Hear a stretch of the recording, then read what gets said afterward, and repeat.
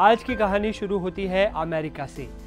10 सालों से फ्लोरिडा में रहने वाले बितान अधिकारी ने अपनी वाइफ सोहिनी के साथ प्लान बनाया कि चलो इस बार गर्मी की छुट्टियां मनाने अपने होम टाउन कोलकाता चलते हैं। दोनों ही अपने देश और अपने परिवार को बहुत मिस कर रहे थे। 40 साल के बितान अधिकारी अपनी पत्नी और 3 साल के बेटे को लेकर पश्चिम बंगाल के कोलकाता में अपने घर आ गए।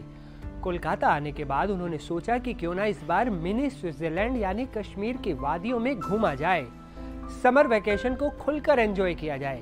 लेकिन उन्हें क्या पता था कि अपने हॉलिडे पैकेज की जो प्लानिंग वो कर रहे हैं उसके स्क्रिप्ट खुद यमराज लिख कर बैठे थे। कभी कभी जिंदगी एक ऐसा मोड़ ले आती है जहां लौटने का कोई रास्ता नहीं होता, जहां खुशियों से भरा सफर पल भर में मातम में बदल जाता है। बितान अधिकारी एक आम इंसान नहीं बल्कि एक सपना थे जो फ्लोरिडा की चमक छोड़कर कुछ दिन अपने देश की मिट्टी से मिलने आए थे।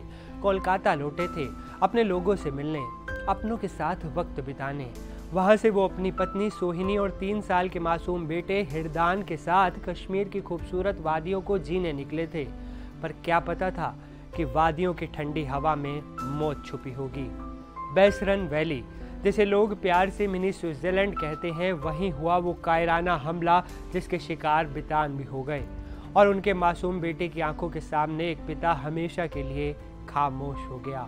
पत्नी और बेटा तो बच गए, पर अब उनके पास वो नहीं रहा जो सबसे बेशकीमती था। ये खबर जैसे ही कोलकाता में उनके परिवार तक पहुंची तो जैसे उनके ऊपर दुखों का पहाड़ टूट पड़ा।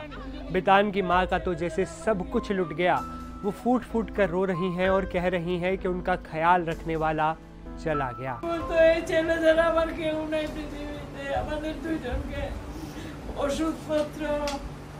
অন্য জোগাড় কর, খাওয়ার জোগাড় করো, মেডিক্লেম কখন কোথায় অপারেশন হবে না হবে সব দূরে থেকে।